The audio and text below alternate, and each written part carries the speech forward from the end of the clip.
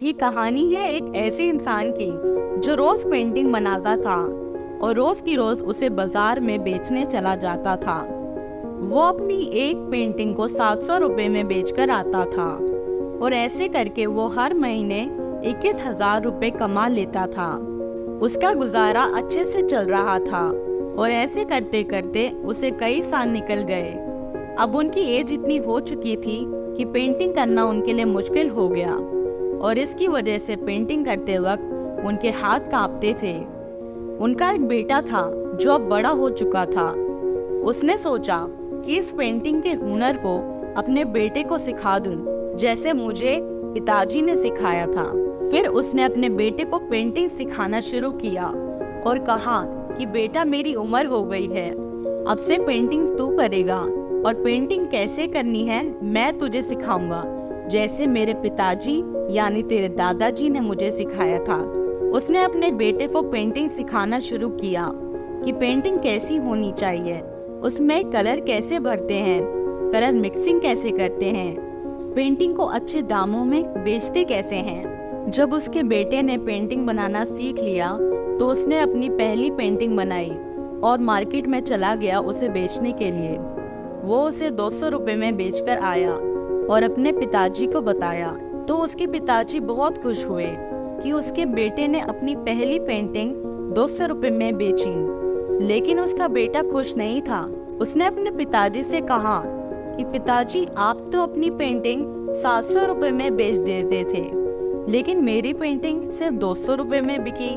मुझे और सिखाओ जिससे मैं पेंटिंग को अच्छे दामों में बेच सकूं। उसके पिताजी ने उसे और सिखाया।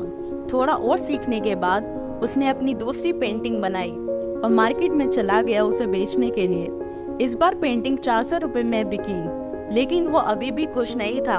उसने अपने पिताजी को बोला कि पिताजी, मुझे और सिखाओ, जरूर आपको कुछ ऐसा पता है जो मुझे नहीं है। उसके पिताजी ने उसे और सिखाया, थोड़ा और ट्रेन किया और उसके बाद उसने अपनी तीसरी पेंटिंग बनाई और इस बार पेंटिंग 600 रुपए में बिकी। लेकिन इस बार लड़का फिर भी मायूस था। उसने अपने पिताजी को बोला कि पिताजी, आपकी पेंटिंग तो 700 रुपए में बिकती थी, जरूर मेरी पेंटिंग में अभी भी कुछ कमी है, अभी भी आपको पेंटिंग के बारे में कुछ ऐसा पता है जो मुझे नहीं पता है, मुझे और सिखाओ। उसके पिताजी ने उसे कहा कि बेटा, मायूस मत हो, मैं तुम्हें हमेशा सिखाता रहूंगा और देखना, इस बार तुम्हारी पेंटिंग और अच्छे दामों में बिकेगी। थोड़ा और सीखने के बाद उसने अपनी चौथी पेंटिंग बनाई और उसको बेचने के लिए मार्केट चला गया। जब वो शाम को घर लौटा तो वो पहली बार बहुत खुश था, क्योंकि इस बार उसकी पेंटिंग 1000 रुपए में बिकी थी। उसके पिताजी भी बहुत खुश थे और बोले कि मुझे खुशी हुई कि तुम्हारी पेंटिंग 1000 रुपए में बिकी। अब मैं तुम्हें सिखाऊंगा कि पेंटिंग को 1500 रुपए में कैसे बेचते हैं।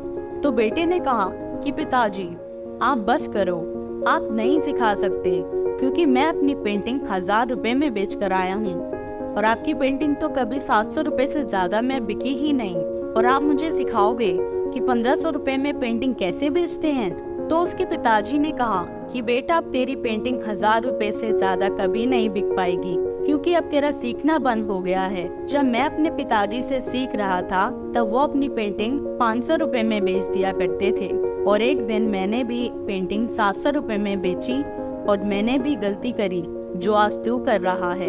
मैंने भी सीखना बंद कर दिया था और उस दिन के बाद मेरी पेंटिंग कभी 700 रुपए से ज्यादा की नहीं बिकी, क्योंकि मैंने भी अपने पिताजी को यही बोला था और सीखना बंद कर दिया था। मेरे अंदर भी अहंकार आ गया था जिसने मुझे कभी आगे नहीं बढ़ने दिया। इसलिए कभी भी सीखना बंद नहीं करना चाहिए। इंसान छोटा हो या बड़ा, बच्चा हो या बुजुर्ग, अगर उसे कुछ सीखने को मिलता है तो उसे जरूर सीखना चाहिए। अगर कहानी अच्छी लगी तो इसे लाइक कीजिए, शेयर कीजिए और ऐसी ही मोटिवेशनल स्टोरी सुनने के लिए हमारे चैनल को सब्सक्राइब कीजिए। फिर मिलूंगी आपसे एक नई मोटिवेशनल कहानी के साथ। धन्यवाद।